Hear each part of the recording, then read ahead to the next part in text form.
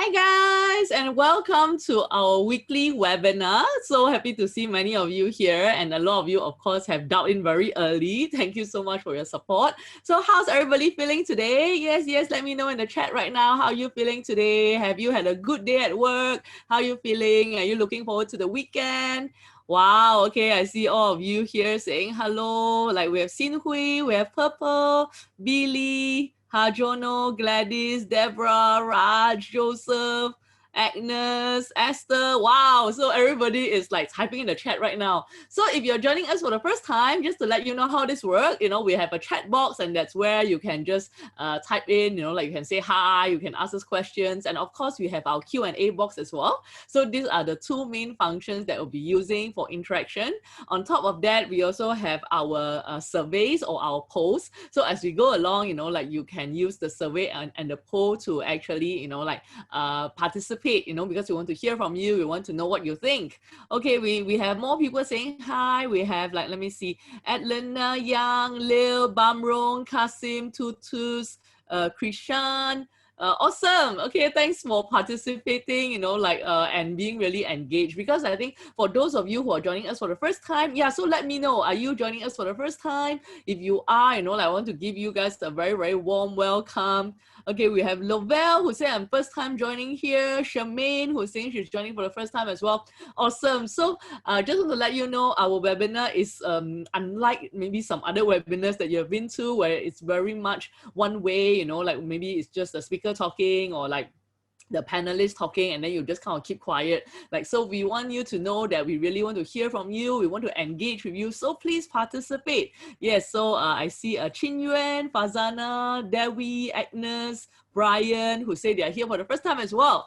Okay, so we are going to see, if you have been listening to me on how to engage with us. So the first thing I'm going to do is I'm going to launch our first poll.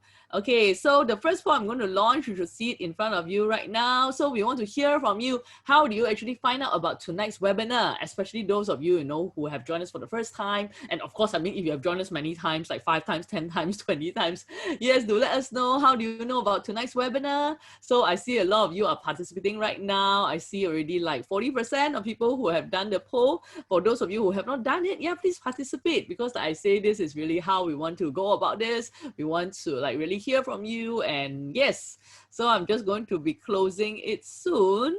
Okay, so it's quite cool. We have, of course, a lot of you have heard about this through our newsletter. So I think a lot of you have subscribed to our newsletter. That's great. And quite a number of you have mentioned that you have known about this from our social media as well.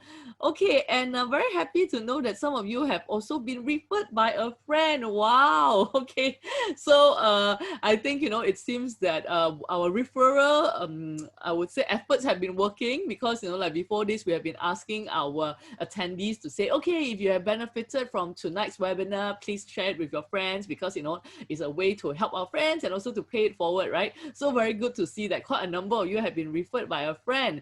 And of course, some of you have come through our special guest social media and her newsletter as well. So that's really, really great. So a very big welcome, great welcome to all of you.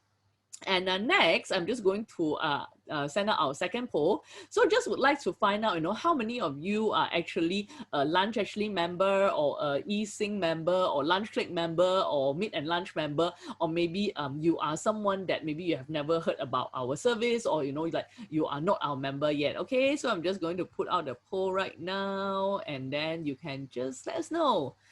Okay, so let's see how many of you have voted. Oh, okay, see, now you're all like used to voting already. Now the answers are coming in really, really quickly. Okay, so I'll just give you a couple more seconds to vote. And let's see. Okay, interesting. Like it's actually quite a balance. Okay, I think almost 70% of you have voted already. Those of you who are not voting, come on, join us. I wonder if I can ever get the voting number to be 100%. I think the highest I've seen so far maybe is about 75%. Yeah, okay, now we are almost at 70%. Okay, I'm just going to close the poll right now. So interestingly, we have about 45% who say that they are a member of one of our services, and about 55% who say no. Okay, awesome, but it doesn't matter because, like I think those of you who have been joining our webinars for a while now, you know that we do this on a weekly basis. And the reason why we are doing it is really because during the circuit breaker or like during MCO, during lockdown, we want to see how can we continue to, of course, engage with our members and of course, to reach out to the public as well. And this is really our form of giving back because we feel that we really want to share our knowledge, our expertise, and of course also invite special guests to share on interesting topics such as tonight. Okay, so like I mentioned just now, like those of you who have been sharing our webinar with your friend, thank you so much. Because, like I say, this is really the way we really want to help more people to be more aware of like maybe having the right mindset, having the right skill set when it comes to dating. So at the end of tonight's webinar, I'm also going to give you a chance to maybe share with your friends about our webinars. And of course, we always have a special gift for all of our webinar participants. Okay, so we are going to start very, very soon. Hang in there.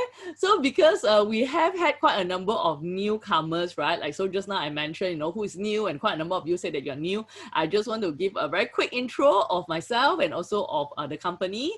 So my name is Violet, as you can see on the screen, and so that you can remember me better, you can see that I'm in Violet as well. So I'm the CEO and co-founder of Lunch Actually, and also sometimes known as Chief Cupid. So I started this company 16 years ago with my then boyfriend, now husband. And the reason why I've started it is because, I was working in a bank and I saw that a lot of my colleagues were single and not dating. And I was very curious why. So I realized that a lot of them were really married to the bank. They were working really, really long hours. So I thought, this would actually be a great way for them to meet new people. And that was the reason why I decided to quit my job and do this. And and time flies. It has been 16 years. So currently we are in 5 different locations. We are in Singapore, Malaysia, Hong Kong, Indonesia, and Thailand. So would also like to take this opportunity to do a quick shout out to everybody. So who's from Singapore? Yeah, let us know. All the Singaporeans, where are you? Yeah, let us know. Say me, or say Singapore. How come nobody? Okay, Agnes say me. Okay, yes. So let us know, like, are you from Singapore? Are you from Malaysia? Are you from Hong Kong? Are you from Indonesia and Thailand? So I know earlier on, I see quite a number of you who say that you are from Indonesia. I know a lot of Indonesians in the room today. Okay, let's see. Malaysia, Hong Kong. Josie say proud Malaysian. Okay, Hajono say Jakarta. Grace say Malaysia. Lovell says Singapore with the Singapore flag. Nice. I never knew how to put the emoji on Zoom. Yeah, maybe Lovell, you can teach me later. Yeah, Brian from Singapore. Awesome. Do we have anybody from Thailand today? We have Purple, who's from Penang. Yes, Sophia from Jakarta. Yes, quite a number of, Zafira from Indonesia. Yes, so I know like, Aiden is from Thailand. Okay, so all our countries are very well represented tonight. So generally, our Thursday webinar is usually in English. However, we are looking to add on, I would say, more webinars in the different languages. So we did one recently in Cantonese. So who was here for the Cantonese webinar? Yeah, and we are also looking to do more webinars in Bahasa Indonesia, maybe also considering Thai. We have done one in Mandarin a couple of weeks ago. Yeah, so that was me, being very nervous doing my first Mandarin webinar ever. So let me know, like, are you interested for us to do more webinars in different languages? What do you think? Do you think that's something you might be interested in, or you are quite happy with our English webinars? Yeah, so Julia say yes, Agnes say look forward for more. So maybe you can let us know what language do you look forward to have our webinars in as well. Like, you can let us know. Jane say prefer English. Bunbi say would be cool. Purple say prefer English. Agnes say I miss Canton and Mandarin. Adelina say English for me. Lim Jun say Hokkien. Wow, okay. So I can speak and understand many languages, but Hokkien is one that I don't really understand. So I think if you want to say bad things about me, yes, you can say it in Hokkien because I will completely not understand. Okay, so we have Vela who say Bahasa. Benny say prefer English. Zafira say, can you speak Bahasa? Sikit. Is that even Bahasa or maybe it's Malay? I grew up in Malaysia, so I understand Malay and I can speak a little bit of Malay, but not, I always say like tak fasih. Okay. Okay, awesome. So tonight we have a awesome topic, okay, and I'm very, very excited to have our guest with us tonight. And when I first saw her title, I'm so excited. Then I was asking like Christina, I was asking Melinda, like both of our, team members who are here with us tonight. I said, wow, she's a somatic psychotherapist. What does that even mean? I think those of you who were with us last week, right, you would know that when I was introducing this week's webinar, I was really excited. I was like, wow, what does that even mean? I really want to know more myself as well. So she's actually a somatic psychotherapist and she's also a life coach. And tonight she'll be sharing 3 parts about unresolved trauma and its effect on relationships with us.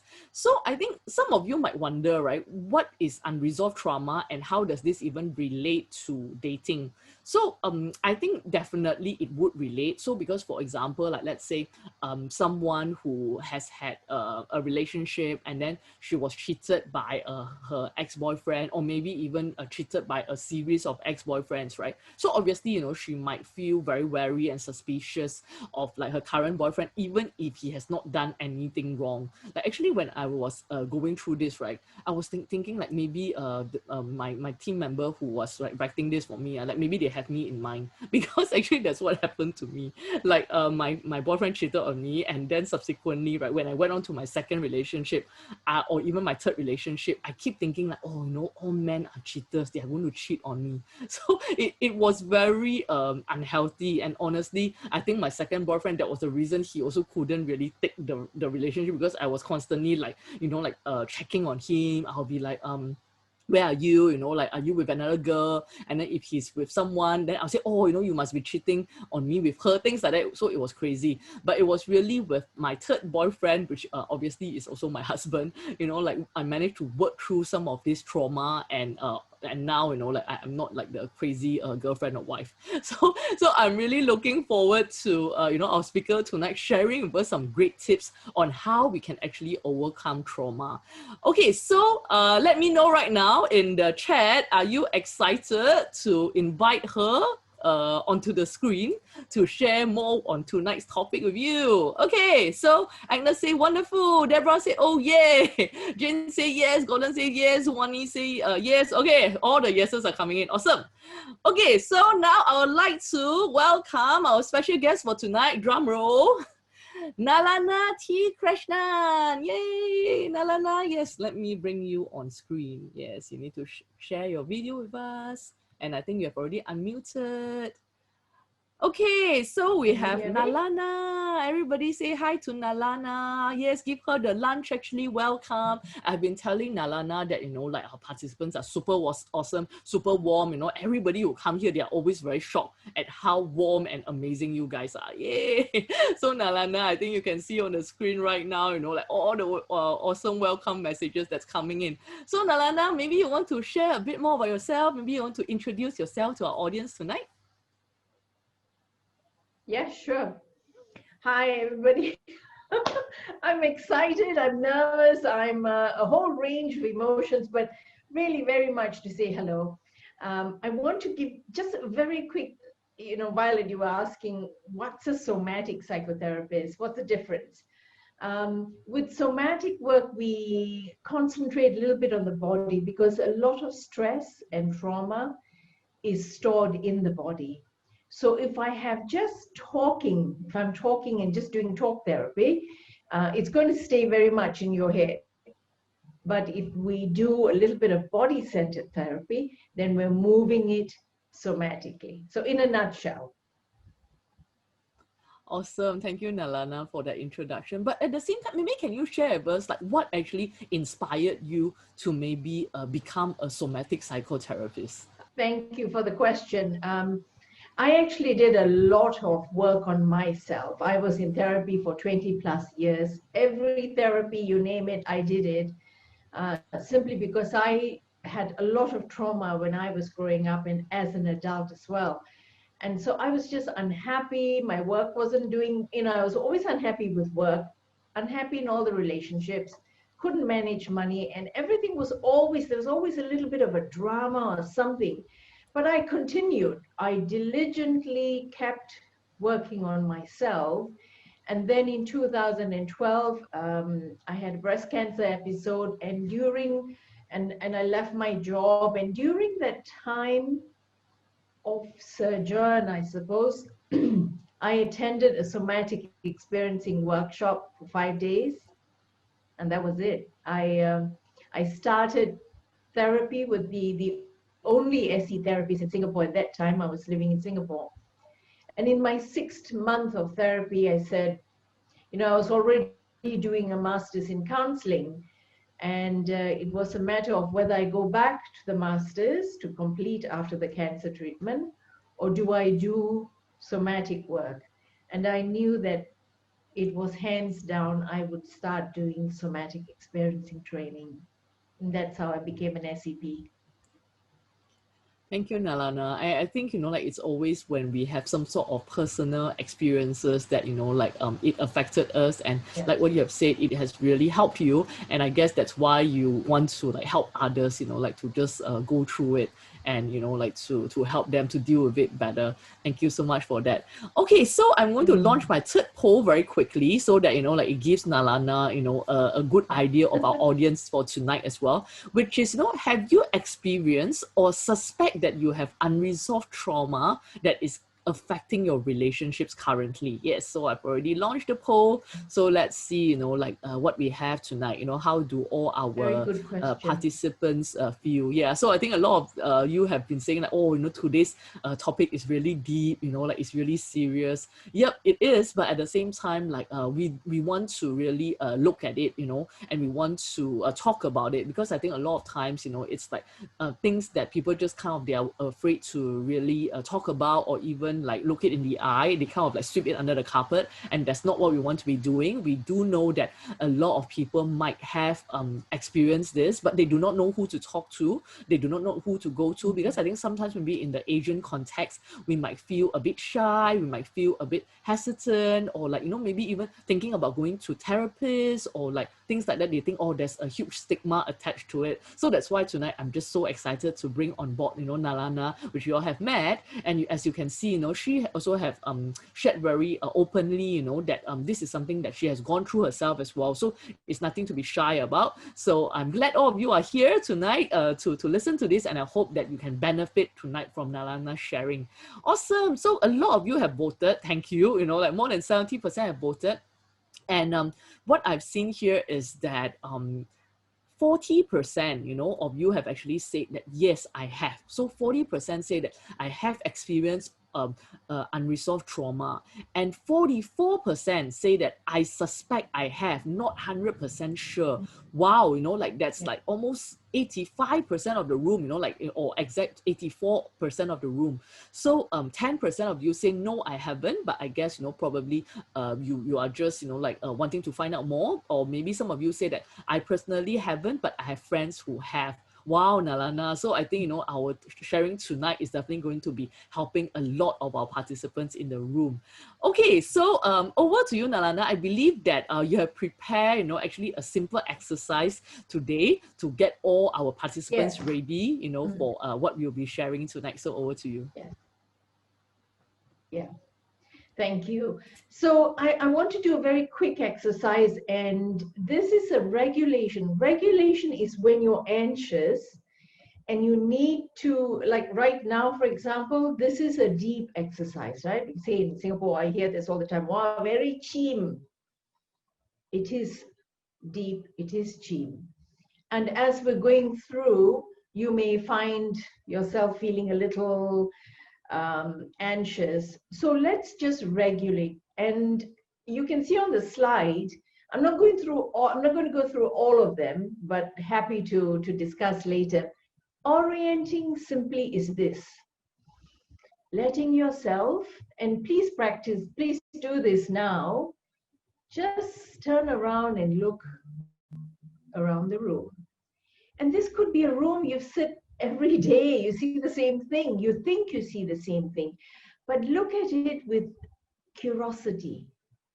Just look, pretend you're just in this room And the idea is you're engaging your eyes, your ears, your smell, and just looking around. Is there anything that caught your eye in a positive way? If it did, just notice, what does it look like? Yeah, I feel good. What do you feel? What's the emotion? Or if you don't feel an emotion, does it settle your body in any way? While you're doing this, also feel your feet on the ground. And if you have a chair with a back, just press your back against the chair and feel your feet on the ground and just look around. So that's orienting. Resourcing is you think of anything that makes you feel good, anything or anyone that makes you feel good. So for example, I love my cats, so I think of my cats. When I'm away or I'm a little upset, even at home, I say, where is one of them? Let me pick them up and cuddle them.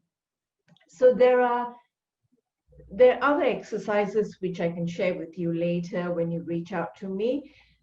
One of the signs, so when you're tensed or challenged or anxious, and while you're doing this, one of the signs that shows that there is some release is if you yawn. I mean, I'm surprised. I normally yawn a lot when I'm doing this. You know, my body will see. So automatically my body will start to settle. And just notice if your body is settling in some way. Okay, so that's regulation. Next. Thank you. This is just a little quote from Dr. Levine, who was the founder of somatic experiencing. And the next one.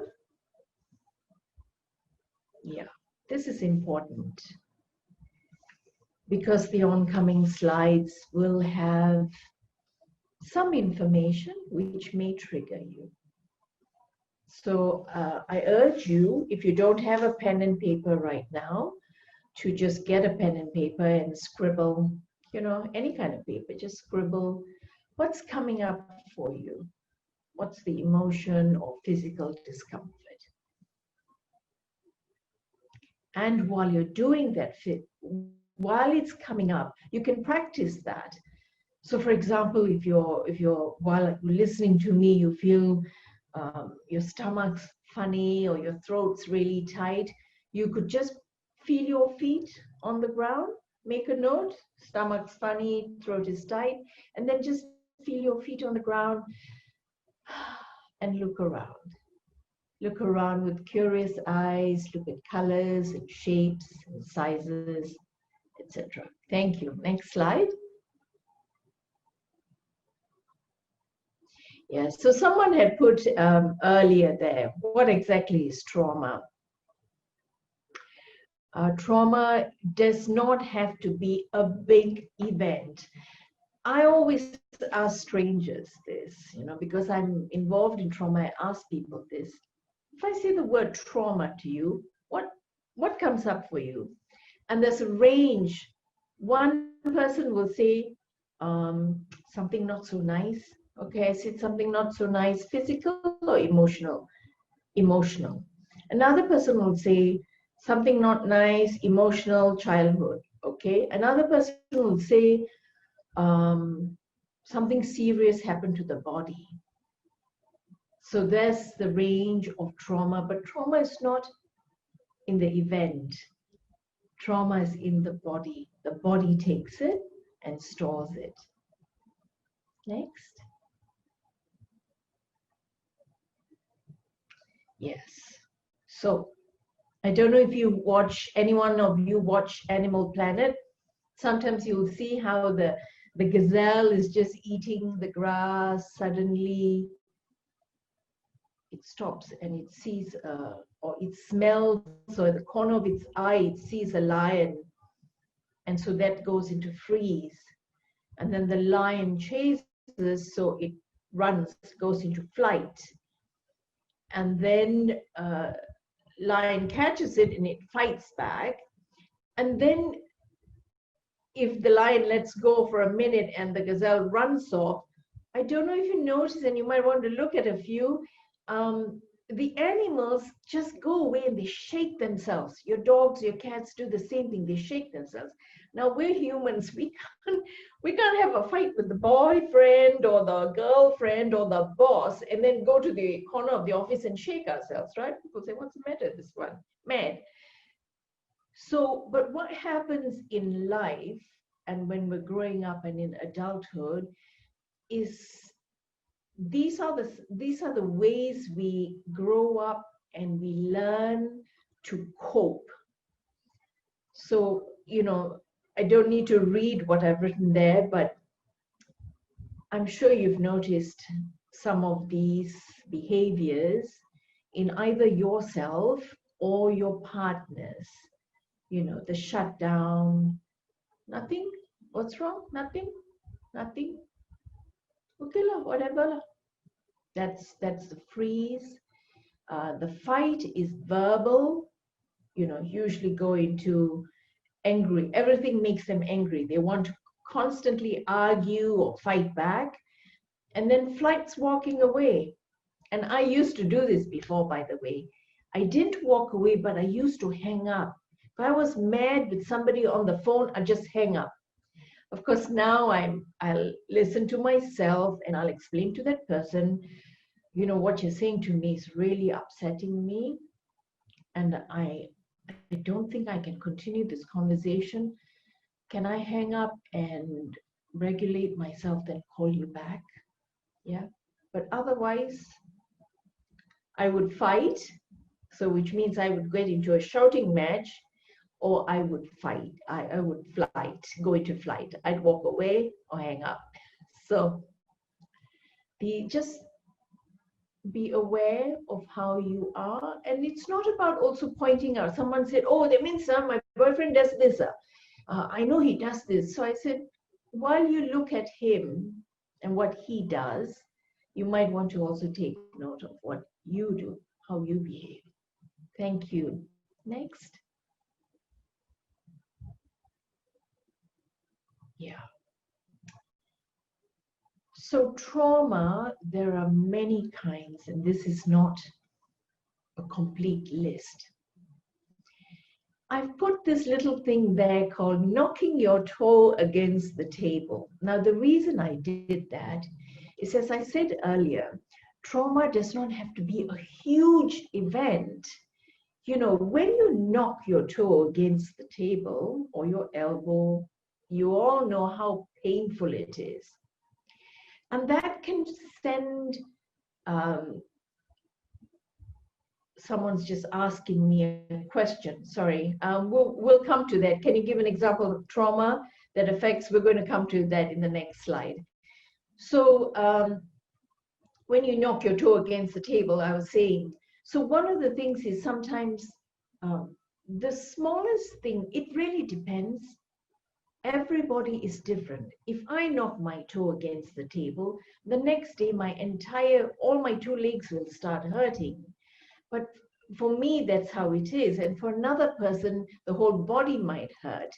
So every one of us is different. We cope, or our nervous system copes or doesn't cope with it. Perhaps we could go to the next slide. I think there's more.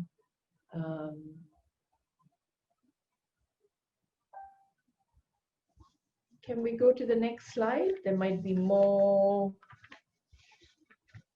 Oh, okay. Yes. There you go. That's the next one. Also about the types of trauma. So you see, trauma does not have to be about someone doing something to you, nor has it got to be about a serious injury. And more recently, intergenerational trauma is quite a big thing people are talking about. A lot of trauma therapists are coming up and bringing this up. And some people find that uncomfortable because someone said, what that means my ancestors, whatever they went through, it's in me, is it? There could be residue, we don't know. Yeah, so how it shows up, it could show up as normal trauma. It's only through therapy that we may discuss and we know then, where it's coming from. Is this a good time, Violet, for us to just do a little bit of regulation? Yeah, we can do that. Okay, why don't we do that? So again, I invite you to feel your feet on the ground. Press your feet. So my body's responding. Pressing your feet and letting yourself press your back against the chair. And doing this, also knowing that you are in a safe space. Some of you may not feel so safe because of the topic, but please know that I'm here. The ladies from Lunch Actually are here. If you ever feel overly upset, we can have a chat later. And you can also practice regulation now. Yeah, if you're uncomfortable, you're noticing discomfort in the body, write down the emotions, write down the physical discomfort, feeling your feet and orienting, looking perhaps at just colors, noticing what are the colors you see. I see turquoise, a light blue, maroon. What do you see? Just notice. And what is nice about the thing that you see that has caught your attention? What's pleasant? And as you look at it, just check in. How's the body responding? All right, Violet, I'm ready for the next one. Thank you, Nalana. So, I think, like you have Yes. given us some great regulating Mm, tools. So, I mean, I was like just taking quick notes just now. So, I think that's orienting, which is the one yes. that, you have just walked us through just now, which is really interesting because I just did it myself just now and I realized like, wow, you're right. Like just looking at the same room, which obviously the room that I have been sitting Yes. in, for like the longest time. But like you see, just relaxing and just looking at the different colors, or like even just like hearing Yes. the sounds, like I hear the sound of the computer fan, things like that, or like just the smell. So That's it. Yes. when do you like advise, like for us to do this? Is it the idea is like maybe when we are feeling very upset, or we feel very uncomfortable, like when would be Yeah. good times to actually be doing these regulating Anytime. exercises? In fact, so the whole thing about orienting and resourcing is this. I have a website on YouTube that you can go. It's under Somatic Asia, and there are videos that show you how to do. You can do resourcing and orienting anywhere, anytime. So let's say you're sitting in a meeting room and your boss is really bugging you. So you just have to sit there and you just look around. If you have a nice view, you could, don't do it too long because he'll say, what are you looking at? But if you just, or you can just go away in your mind. You could think of a pleasant time or a comedy you watched, and you could think, oh yeah, that was fun. And you'll start smiling, of course. And then just notice, oh yeah, I watched that program. It was so funny. And then notice, oh, as I'm realizing how fun it was, I noticed that my breathing is a bit more regular. Yeah. So you can, in answer to your question, you can do resourcing and orienting anywhere. Now, the two other things that I use, which is woo or wow. Woo, you can do that, or wow, like slow motion. That's really good. We hold a lot of tension here. And also the woo is, you don't speak up, you're angry, you're upset. You don't want to upset the person, so you hold it in. And the wooing helps to clear built-in tension. Wow, I think it makes sense. Like I think when you say that we usually hold a lot of tension here, like I totally get it. Okay. Okay, so I think like that's great. And I think in the next couple of slides, right, you also will be Mm. sharing with us like how do we cope with this, like, so I think you have shared with us, what are some of the signs, like how do we cope with it. Yeah, and I think we also have some questions, like how do we apply some of these techniques to change our relationship. Beg your pardon? Like how I think there's a question here, like how do we apply these techniques, like for example the regulating techniques to change our relationship. Yep. So I think maybe this is something that we First, can we need to cover go as to we go signs along. that you have unresolved trauma. Yes.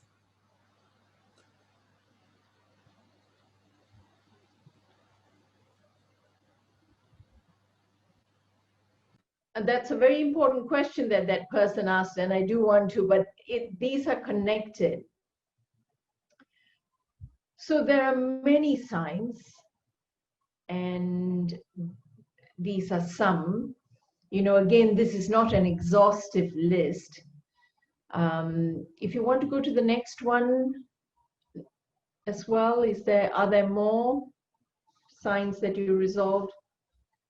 Yeah, okay, one or more of the above. So I want to address that question. I mean, I don't need to read this for you. You're reading it.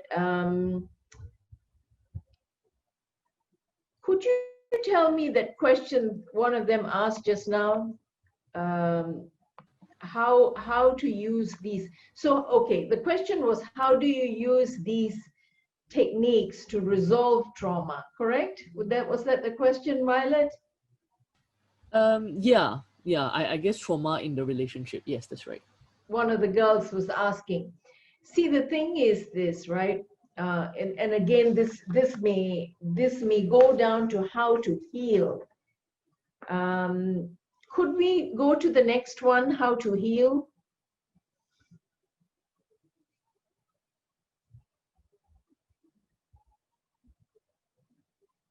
Okay.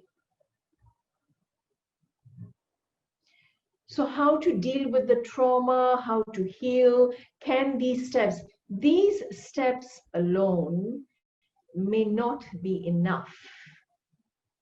Now, if you have some serious trauma, I highly recommend seeing a therapist.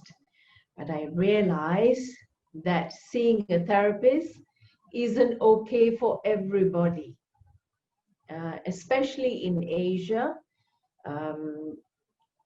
And the question of that person who asked, will these help trauma? They won't completely help. They are just to help you when you are anxious. Just doing those tools alone are not sufficient to ease trauma. You do need therapy, but again, we're going to deal with that in the other page. The first step to healing is you need to admit to yourself you have an issue. And there's something I learned some years ago. This person said, actually it was at a workshop, and they said, if one person tells you you have this behavior that's not pleasant, maybe you can doubt them. If two people or three or more tell you the same thing, then you really need to look at yourself. It's possible that if many people are observing that and saying, oh, sometimes you do this, sometimes you talk like that, then take it in and explore the idea of seeing a therapist, or read some books. In the early days before I started therapy, I read voraciously. I was living in Singapore. I would go to the National Library and I would just go to, I'll never forget because it's 158 point something on the shelf of self-help books. That's all I did. I read self-help book after self-help book just to understand what was going on with my life. Why wasn't it working?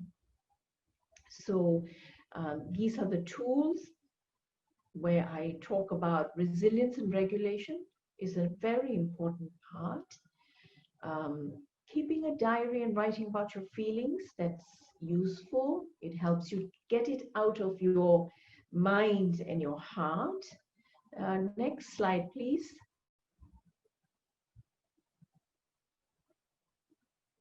Talking to someone. Now, you know, you don't always have somebody who's going to be objective. The whole idea of talking to a therapist or a counselor or a spiritual advisor, hopefully that spiritual advisor has the ability to listen. I sought out some spiritual advisors who, you know, it's a story for another day. It didn't work out well. Talking to friends, you have to be careful because if you're talking about some very deep things, some people cannot handle it. So when you talk to a counselor or a therapist, you know that they're objective and they're non-judgmental. So that's really helpful to talk to someone outside your circle of friends and family. I mentioned here talk therapy is too cerebral and cognitive, and I stand by that because I have been through almost every therapy available on earth. And I've realized that you need to do body-centered work. Now, it doesn't mean you must do somatic experiencing.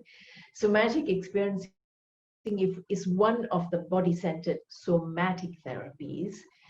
There are other therapies that you can explore, as long as they help to move things from your body, in the body.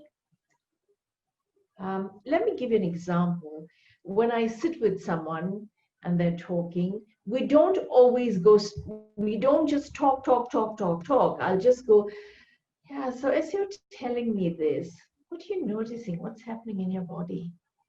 And then the person may say, oh, my heart feels so heavy. My breath is shallow. My throat's tight. And then I go in and I work. Go in meaning not I physically go in, but I get them to sense a little bit, but we regulate more. It's really important if you're working with a trauma therapist that they help you to regulate more than make you feel the feelings that are uncomfortable. It's really important to regulate you as much as possible. Thank you. Next, please.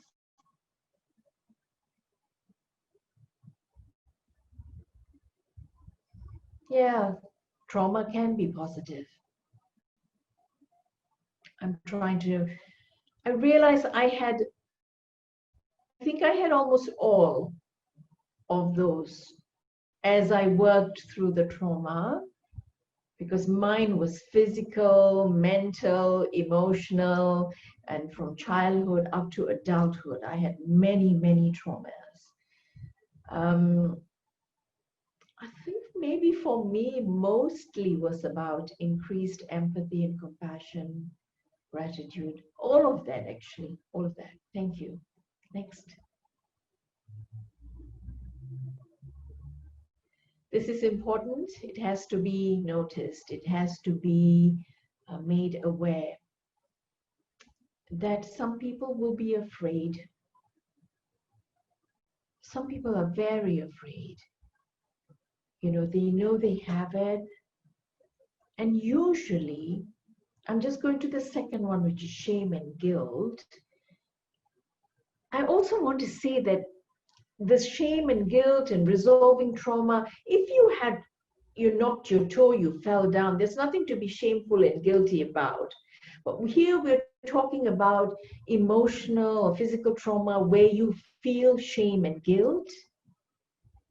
And that's important to work through. Shame and guilt, or shame alone, they're very deep and often debilitating emotions. The taboo of having therapy and counseling, it's not just Asia, I know it's worldwide as well.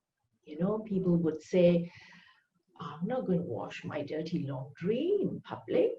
You know, you're not going to talk about it in public, but really, why should I go and tell somebody else? The thing is that you can choose. You can choose to continue your life being uncomfortable, living a lie, or you can choose to talk to someone and feel better. Fear of feeling or reliving the event. Yes, a lot of people feel, you know, I don't want to do it again. Oh my God, you know, I fell off the truck and then the car ran over my leg, and then don't make me go there. You don't have to go there. If you we won't take you there. In somatic work, I speak from just a somatic experiencing point of view. We don't take you there back to every little bit of trauma. We don't have to. You know why? Because just some people come to it, and the moment they sit in the chair, the stuff's already come up. And some may start crying before they even talk, right? Because the body is so overwhelmed by the stuff that's stored in. So regulation is the key. If you're not ready to see a therapist, that's okay. Do the regulation exercises. That's really important, because anytime you feel anxious, right now as you are talking, feel your feet. Feel your feet, looking around. I'm getting questions while we're looking. Where will we be discussing? We won't have time to discuss in detail about the different kinds of trauma and how it's, you know, this is an hour and a general way to get you to notice and understand trauma is important. I had a talk some time ago where I said, you know, there's a new bad word in town. And then people got like, what? Yes, it's 6 letters. Trauma. Is it Trauma? 5 letters. Nobody wants to talk about it. And again, it doesn't have to be a big event. So, we talked about feeling so taboo, the taboo. And if your society and your family say, and I've had people who said to me, my family and friends say, pray lah. Why don't you just go to the church? Why don't you just pray to so and so? Pray, you know, do this, do that, go to the temple, go to this place, pray. If we were living in the dark ages where there was no such thing as therapy, then perhaps, and I don't discount prayer. And this is really important that you know that I do not discount prayer, because that is one of the things that helps you.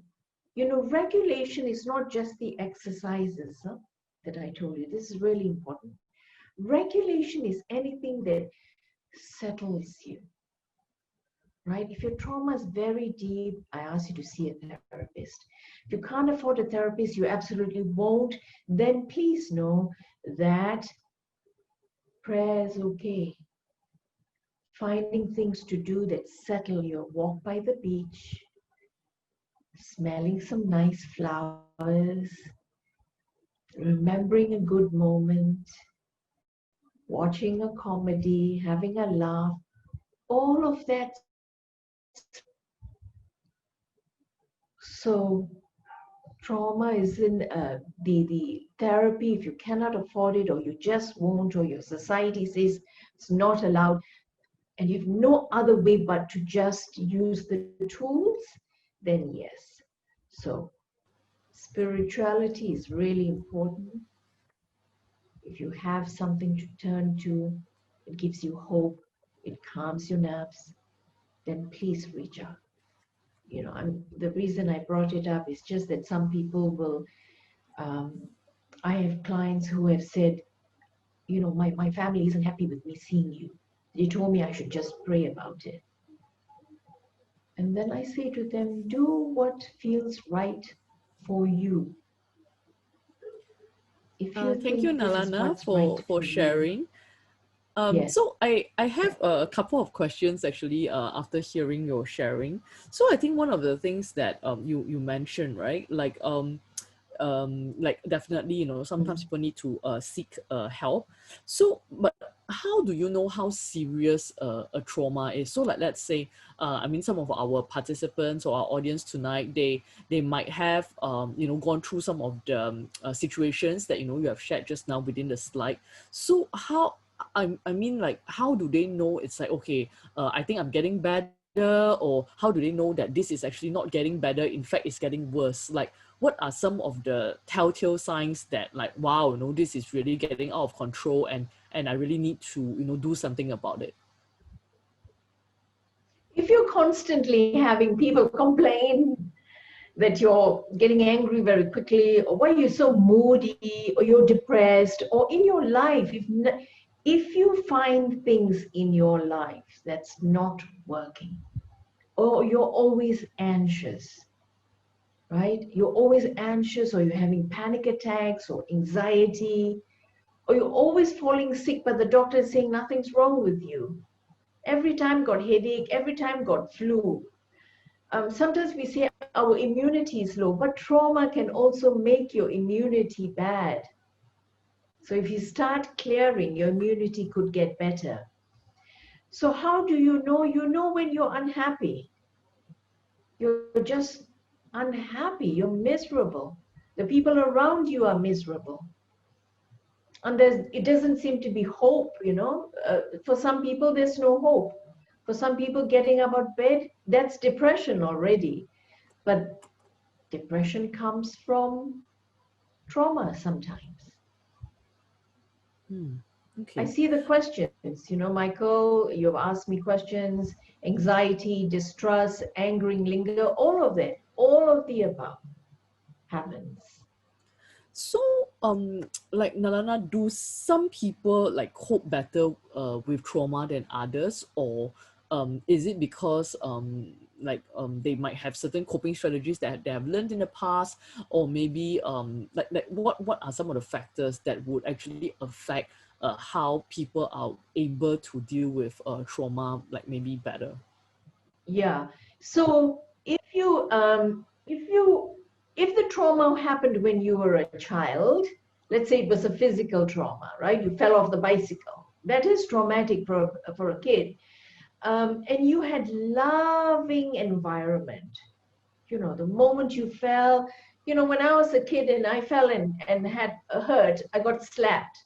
And I think some old-fashioned people know that some parents slap you not because they want to slap you, but they think that's a way of getting you out of the shock of hurting yourself. But actually, that's not the right way, because you go into more trauma. Like, wow, I came to you for help, for love and affection and compassion, and you slap me. So, but if the child was small and there was a loving environment, those are regulating.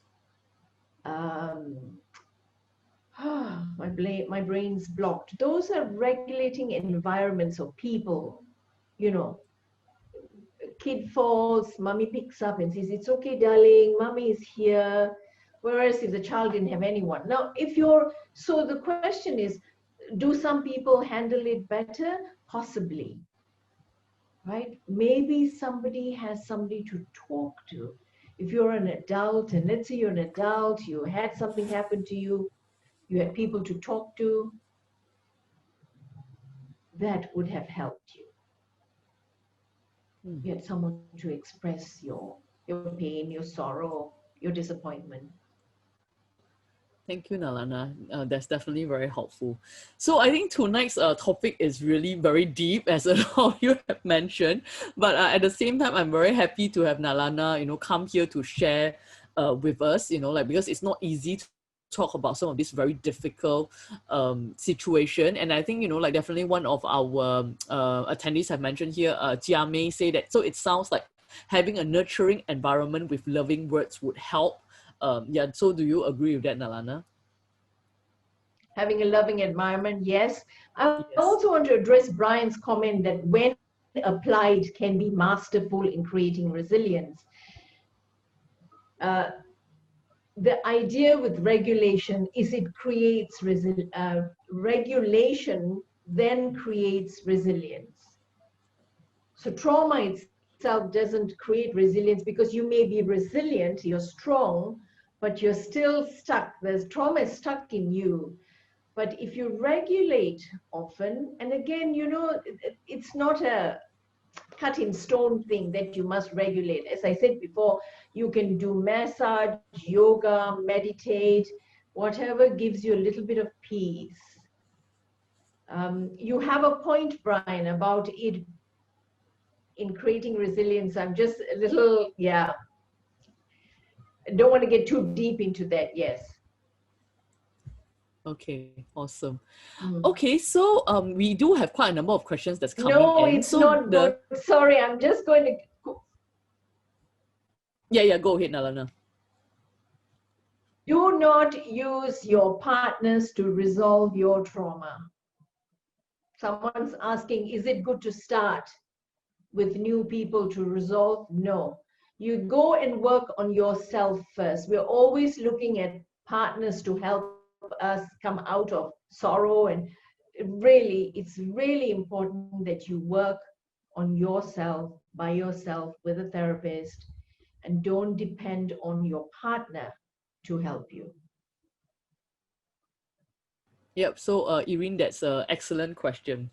Okay, so Yes. like I just want to say that we do have quite a number of questions that come in, and I think the awesome thing is like Nalana, she's very kind. She has offered to even stay on after 10 to maybe answer Yeah. some of the questions that we see coming in. Yes. But I do understand that some of you might have to go because we always start our webinar on time and we also end on time. So, for those of you who might have some other engagements after this, I just want to share with you what's going to happen next week. And I also want to share with you, of course, like the special webinar gift that we have for you tonight. So maybe Chris, you can just show us. So tonight, what we have prepared for you is we have a special ebook on the topic of what to do when you're in a toxic relationship. So I think some of you have asked about this. They say, okay, like what if like I'm actually experiencing trauma right now, in a relationship that I'm in.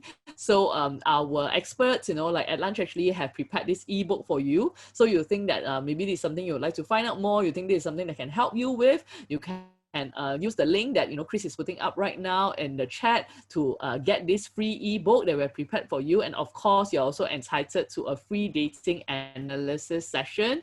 And those of you who would like to share more about our webinars with your friends because you have benefited from tonight's webinar or you have benefited from our webinars in the past, you can also do so, like using the this form as well. Also, I just want to let you know that for next week, we are also going to be having our weekly webinar.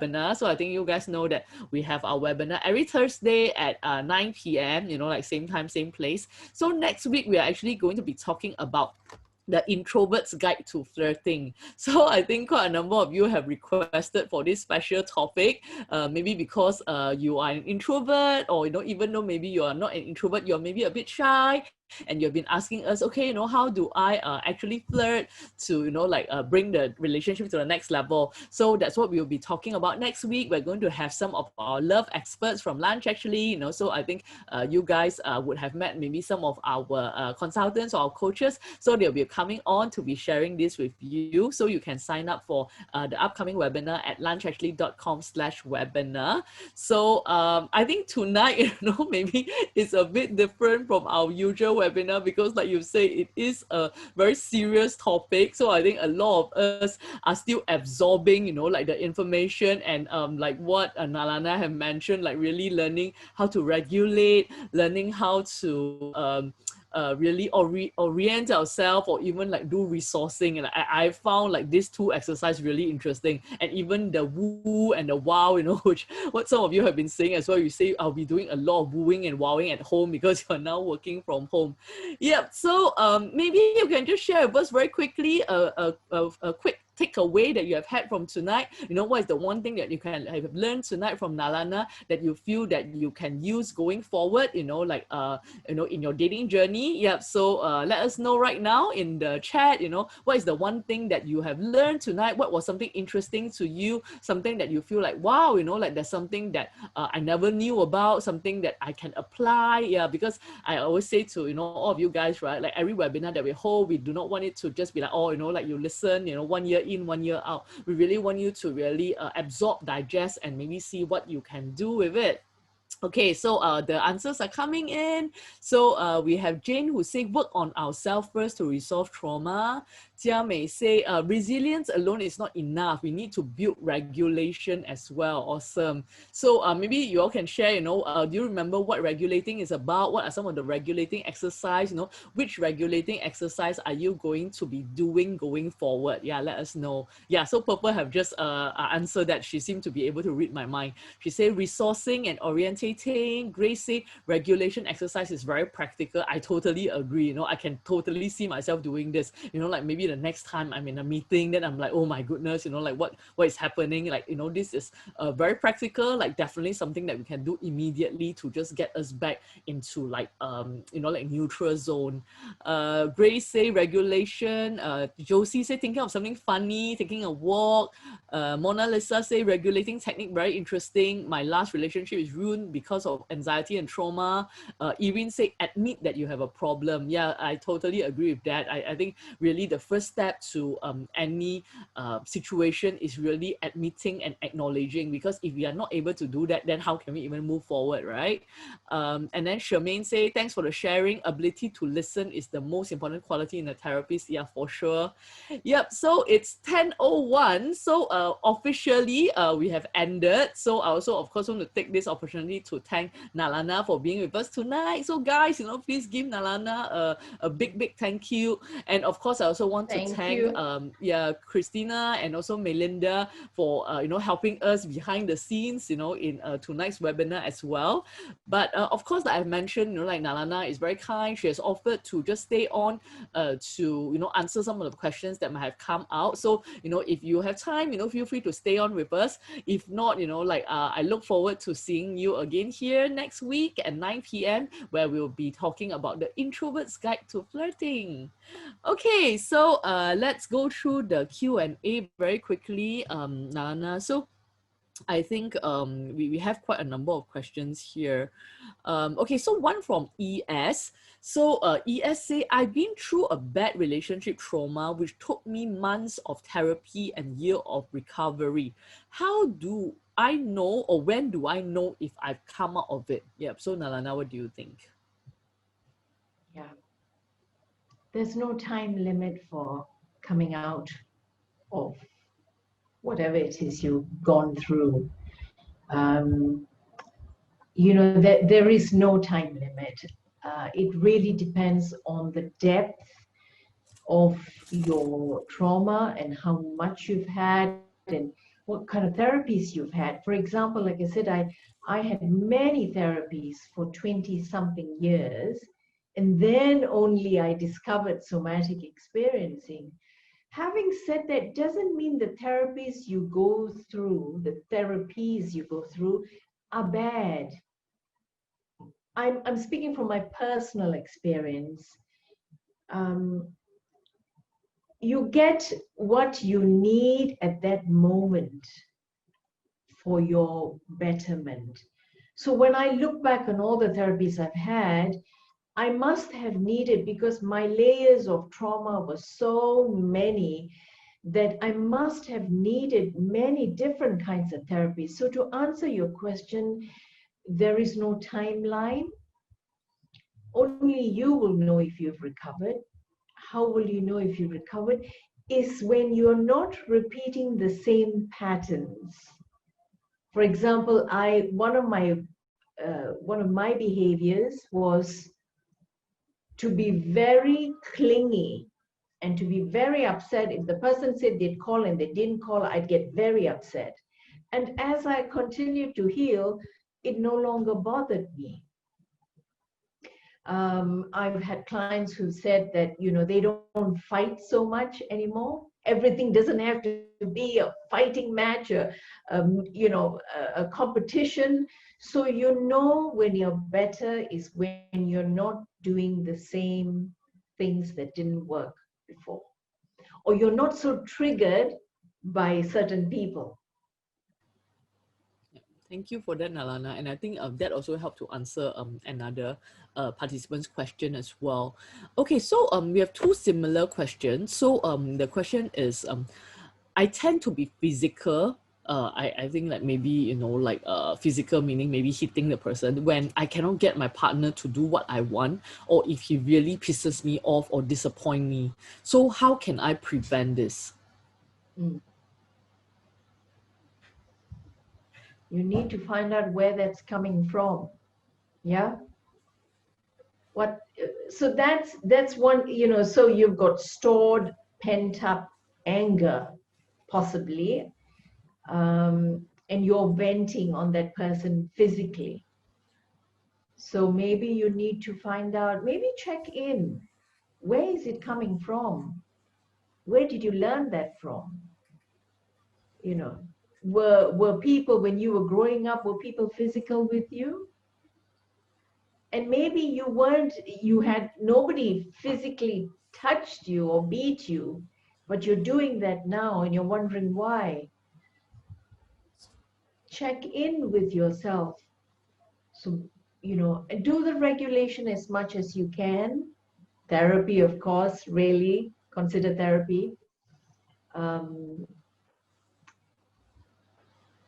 I don't think just if you're doing this often, it's something to explore, because if you're hurting someone physically, that's not acceptable, and you do need to see someone.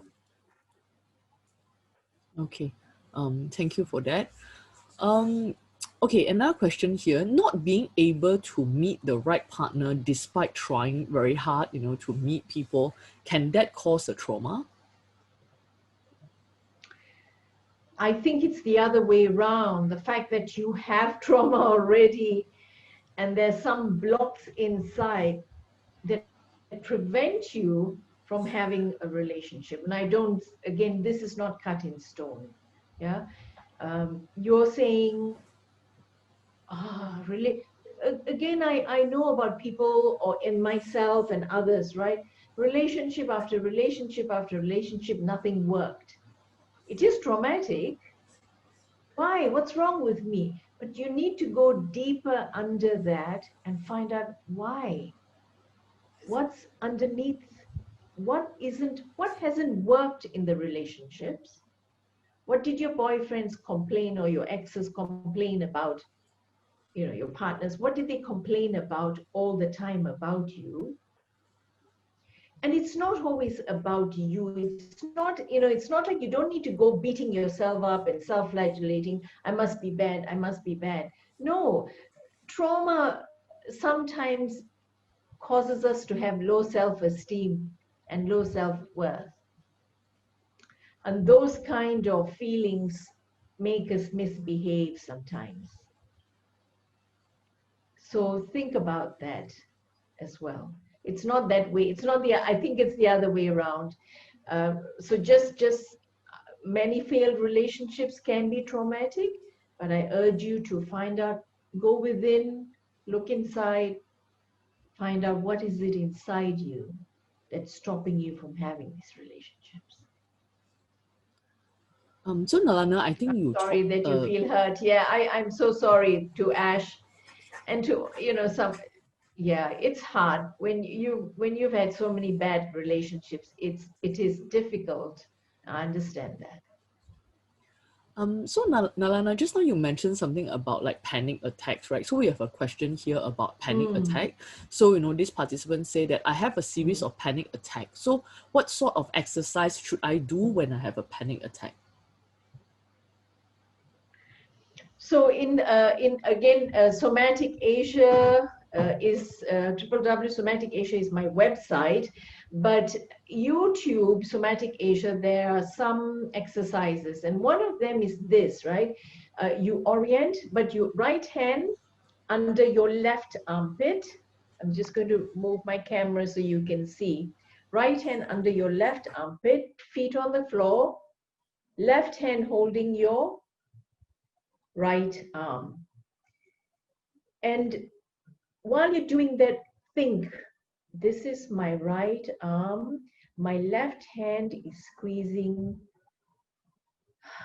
See, immediately I'm not making up that sign. My body is relaxing.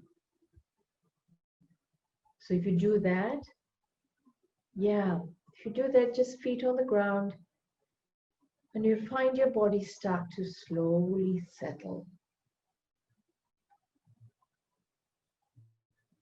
Yeah. So panic and anxiety attacks are internal, but you can take them, come out of it by just saying, this is my body. Or you can just pat, after you do that, you can just pat yourself. This is my arm. This is my knee. This is my elbow. So you bring your attention to your body. I hope that helps. Wow, that really worked. I mean, I tried it and you're right, immediately you can kind of feel that settling down. So yeah, Yeah. I hope that maybe some of you are trying it out as well.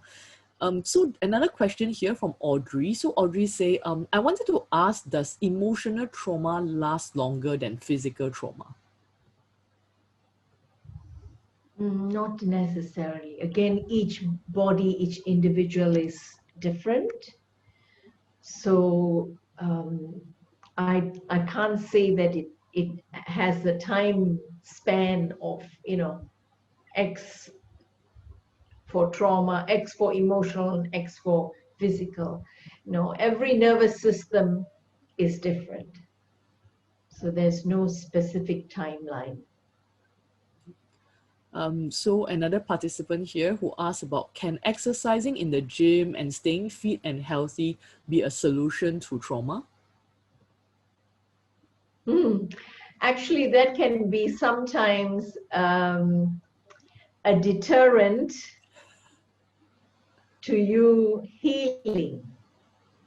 Because a lot of people say, I'm eating healthy, I'm exercising, I'm doing yoga, I'm doing meditation, I'm doing everything. Why am I still so angry? That's because you don't want to sense your trauma is in the body. So I understand the question. It's a very valid question. So I'm exercising what? So if it's in the body, it should be coming out what? But you don't know where it has stored. And the way to know where your body is storing is when you're noticing the sensations in the body. So while you're talking, for example, you're listening to this talk, and just be curious, because each moment is different. Just be curious. Where is your body feeling uncomfortable right now? Now, just because you have discomfort does not mean it's trauma. It could be stress, right? For example, right now I can feel part of my back is hurting. And that could be my unresolved stress. I've had a really busy week. So my yawn right now is from the fact that I've put my feet on the ground and I'm noticing my body. So the yawn is a release. So in answer to your question, um, exercising alone will not clear your trauma. Okay. Another question here. So, what if the cause of trauma is caused by a member of the family? For example, dad, he's currently sick, so he's causing my trauma and he also needs to be cared for. So, what should I do to overcome this trauma as he's not sorry for what he has done and making excuses for that? I'm sorry about that. It's hard. It's hard to care for a parent who has been horrible to you. And it would be really helpful for you to start therapy if you can afford it. I've put a note there. If you can't afford therapy or the price that therapists are offering, ask them for a discount. If you're destitute, of course, but so let's say you can't, to this person who's asked this question, I invite you to write a letter to your father that you will not give to him. Okay? Writing this is writing your feelings out, not to give to the person who injured you. Write it and tear it or burn it. And why? Because writing it gets it out of your system. You did this, and also writing, provided you don't give them, right? You can say anything in the letter, right? And then notice how your body feels. You might cry and weep and wail or get angry. Do the regulation exercises while you're writing.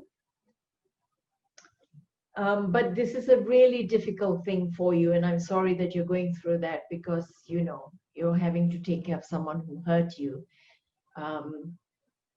Not all perpetrators or people who hurt you will admit. You may never get him to admit what he has done, right? And your job is to heal yourself.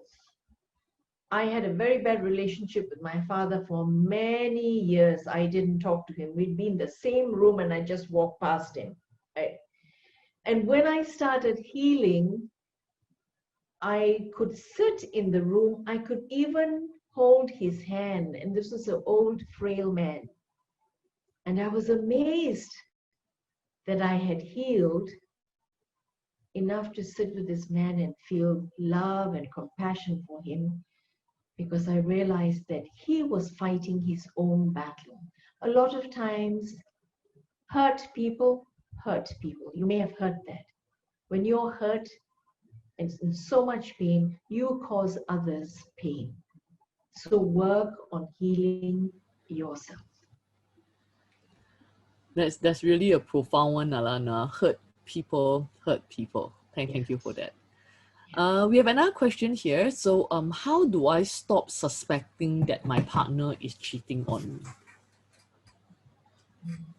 Again, it's two things. It's several things. If you've had a difficult childhood where you didn't have safety and security, you're going to grow up feeling insecure. But if someone says, yeah, but I had a wonderful childhood, but then this guy, so there's something inside you. That's one. Two is, has he given you reason to suspect him? Has he cheated before? Right? Then it's natural, if he has done that once before, then of course it's natural that he could do it again and you have this fear. That's natural.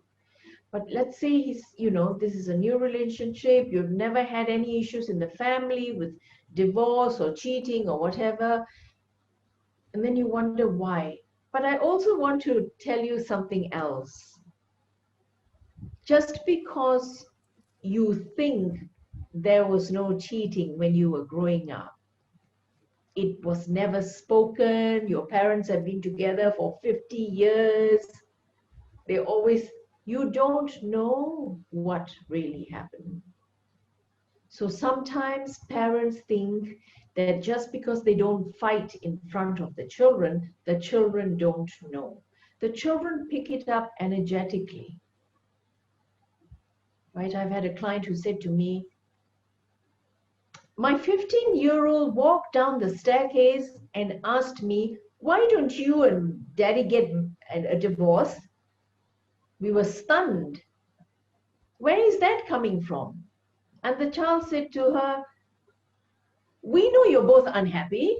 You're just pretending in front of us, dinner together, cook, blah, blah, blah. Good. But we know you're both really unhappy. Why don't you both get a divorce? So you see, children are very smart. They're very intuitive. I think on that note, we have another question here. So I am guessing maybe this person is asking from the perspective, like maybe, you know, they are meeting potential partners, you know, or going on dates, and then, you know, when they realize that someone whose parents were divorced. So, you know, like what you have said, I guess sometimes when, you know, like we come from a broken family, or like our parents have been divorced, maybe the person might have some trauma, might or might not. So do you have any tips on, you know, how to approach Right. this topic with someone maybe we have met for the first time, or, you know, like we have met for a couple of times, and we just kind of, you know, want to make sure that maybe we are sensitive about this? Please go with a clean, open, non-judgmental mind. You know, with anybody, just because we're talking. I used to say we are walking wounded, because we are, every one of us, right? Just as you were thinking, hey, she got trauma, not parents divorce, you need to look at yourself too, right? So everybody's a mirror for each other. So in answer to that question, go with an open, clear, non-judgmental mind. And then if there's things showing up later, there are red flags. There are many red flags you can think about. You know, red flags can be anything for anybody, right? A red flag for you is not a red flag for me. So I can't sit in, if someone says, oh, what are the red flags? That's, you know, very individual. But yeah, please keep an open mind. Give that person a chance. Give them benefit of doubt. Yeah, I think that's definitely a great advice. Another question here. So I've got an ex that I cannot forget. It seems very Yeah. difficult to let go, you know, of this ex or this relationship, and it's already been a year or so. So is this a sign of trauma, or maybe it's just a mindset?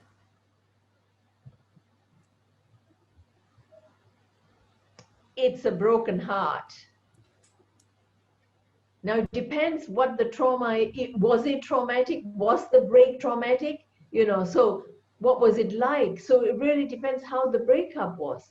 You know, if I'll give you several examples. So if the guy cheated, you found him in bed with somebody else, or you found him, her, whatever, right? If you found proof that this person was lying to you, or this person stole money from you, that can be traumatic. Or that person physically hurt you, did some really ugly things, that can be traumatic. Or if that person just says, you know, we don't really get along, you liked that person more than he liked you, and so you still holding a torch for that person. Work on healing the broken heart, because the broken heart is rarely about that person. I've had people ask me, it's been 10 years, I can't stop thinking about him. I don't want to go out with anybody else. What's going on? There is a part of you that person really, really touched. Yeah. Continue to work on loving yourself, increasing your self-worth and self-esteem. Yeah, that's definitely great advice. Totally agree on that. Okay, I mean, we still have quite a number of questions that have come in, but Yes. unfortunately, we cannot cover every question. But like Nalana, like she has shared with us a contact detail. So, Chris, maybe you want to Okay. share that on screen right now. So, like if you have benefited from tonight's session, like you maybe want to approach Nalana after this to discuss further, or you might have questions for her. This is how you can actually contact her. So contact with Nalana here. You can see her Gmail account there, and of course, you can go to her website as well. And I think some of you have asked for like maybe the slides. So like this is being recorded. This session is being recorded. So definitely, it's up to you can download it in a couple of days time on our website. Like solunchactually.com/webinar. So from there, you're able to review all the things that we have spoken about tonight. So it's been great, like definitely doing tonight's session. Like I say, it's a bit different from our usual. It's more serious, more somber, but at the same time, I think this is a very, very important topic. And the fact that so many of you have stayed on with us even after 10, I think this is definitely something that's very close to your heart. This is something that you wanted to know more about. And I don't know about you, but I definitely have learned a lot from Nalana tonight. So like I've mentioned just now, about the regulating exercises, like to understand that, I really like what you have just said, that hurt people. I think that's really great perspective, because I think that really help us to know that when people say certain things to hurt us, sometimes it's not so much about us, but it's really they are hurting themselves. So I think that gives great perspective on how we can also look within ourselves. And what you have said just now as well, like at the end of the day, a lot of times it's really about loving ourselves, healing ourselves, and helping to increase our self-esteem, to increase our self-confidence, because that's how like we can slowly come out of trauma. So once again, thank you so much, Nalana, for spending your evening with us. Thank you. And you're spending more time than expected. Like, so Happy my to. team Thank and you. I, like really, really appreciate this. And for all of you who are still tuned in, thanks for joining us tonight. Like, so if you have not claimed the webinar gift, I think Chris has put out the link again just now. So please feel free to claim the webinar gift, where we are doing the ebook on how to deal with toxic relationships. And of course, we're going to be here again next Thursday at 9 p.m. So I look forward to seeing you guys again next week. So please do stay safe. Like I know, like Singapore now, we are slowly approaching phase 3, but I think it's important that we continue to still be cautious. And of course, our friends in Malaysia, we know that your CMCO have been extended for another 2 weeks. Our heart Yes. goes out to you, but at the same time, do stay safe, and maybe this gives you a bit more time to join us for our upcoming webinars. So thank you guys for being Thank here you. with us. Thank you so much for your energy, for like staying on with us. Like I say, you guys always energize me. So take care, and most important, stay positive. Okay, good night everybody. Thank you, Nalana. Thank you. Wonderful Okay. audience. Thank you. Okay, Thank you. thank you. Bye bye.